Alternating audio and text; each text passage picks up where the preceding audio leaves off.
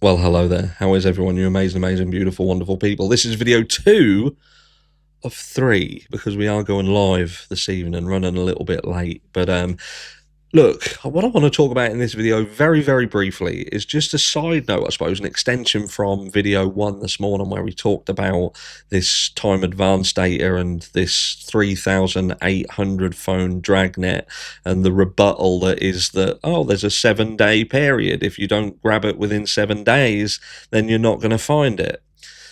When we know that it was within 7 days that they absolutely did drag the entire system, and yet not only did they not find Bryan Kohberger in amongst that, well, that's questionable. Maybe they did, because they went on, this is Prosecution, Ashley Jennings, and basically said that the data doesn't exist, knowing full well that it did exist, raising to the question at the end of video 1, why would you want to make out that information didn't exist? Why didn't you just say that you did everything you could and there just wasn't any information?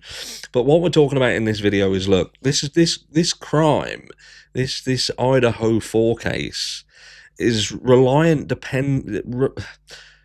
heavily on technology, and people either love or they loathe technology. We know that Steve Gonsalves loves technology. He quite often refers to the fact that there is technology around this crime that will absolutely nail Bryan Kohberger to the wall.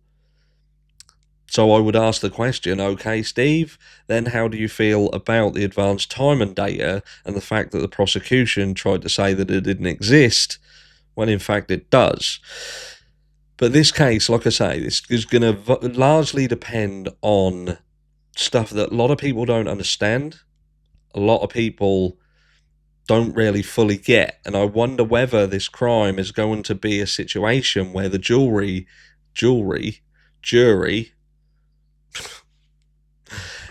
is baffled, because bullshit baffles brains. Do you know what I mean? You start talking about something and it's very, very easy to try and trick people into believing that you've got a slam dunk or you've got something real good when you start talking about quintillion and stuff and like that, or trantillion, trillion, boxwillion, all of these massive numbers, and people are like, whoa, well, there's no way that can be wrong, is it? Because there's like quintillions. So it's got to be this person, or 99.99999.8%, when in reality that's just referencing what everybody on the planet shares in terms of percentage of DNA. But what I'm saying is bullshit baffles brains.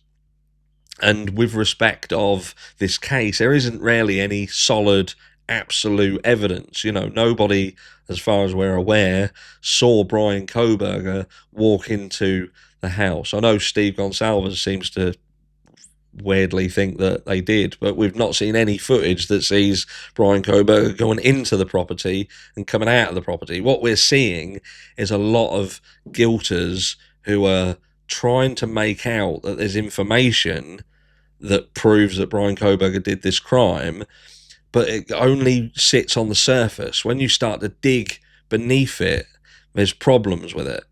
And you just got to hope that those involved in this crime and the acquisition of justice for these 4 people who lost their lives, you've got to hope that they're willing to go a little bit deeper than just the surface level. Because again, at surface level, things can look a certain way.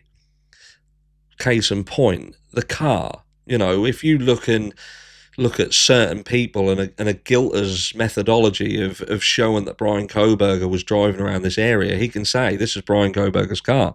Bryan Kohberger drives a white Hyundai Elantra, and we can show you all this posh stuff. We can show you 3D modelings of this car driving around. But in reality, when you look at the documentation, there are elements of this that is not represented by a physical car, but it's just represented by lights. And you have to just trust that these lights are representing what you're being told by the people who are telling you it is Bryan Kohberger. You know what I mean? And that's not... it's just one side of the story, one side of the argument. So with respect of Bryan Kohberger's car, do we have undeniable proof that it is Bryan Kohberger's car that comes into Moscow, Idaho, and drives round and around and around this estate, up roads, down roads, round to the house, from the house to somewhere else, comes back? Does it prove that? Is that the evidence? Is that enough? Again, surface level might lead you to believe, especially if you're biased on top of that. So you have got to dig a little further.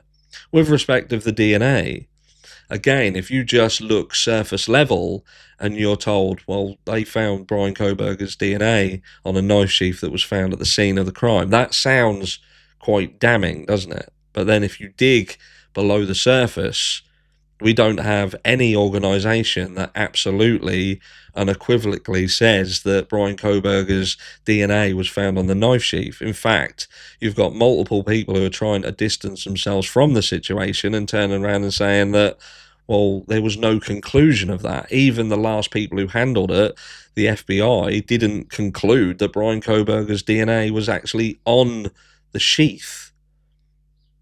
Very recently, Nolan confirming that the FBI didn't explicitly state that.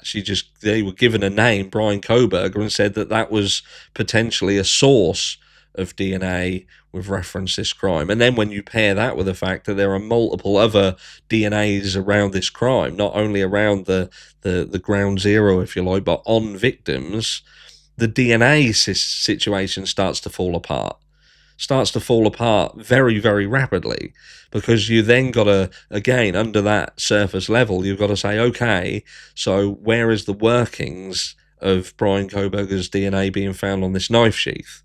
Where are the workings of it? Can we not see it? And then again, very quickly, you learn that there is no workings. There's no evidence of the work ever taking place and a conclusion thereof. And I challenge anybody to go through the documentation and find where it absolutely, undeniably, anybody turns around and says, yes, we did the work and we found Bryan Kohberger's DNA on the sheath.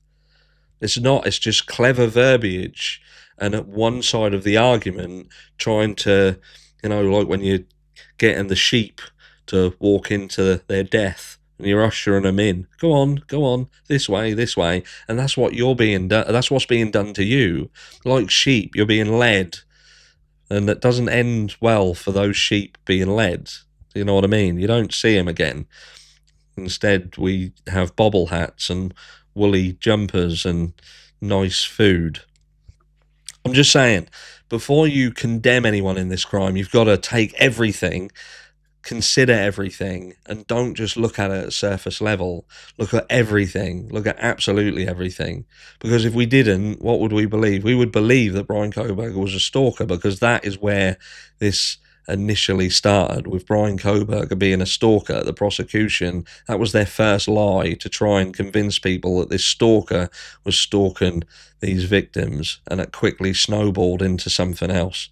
Again, if you look at that surface level, that's what you believe, and then when you start looking underneath and going a little bit deeper, you realise that that wasn't the case. Always look below the surface. Don't just stick at the top and take what you're being told as gospel, because 9 times out of 10, you're being fooled, and you're being fooled by the people who want you to believe what they want you to believe. Not necessarily what's right.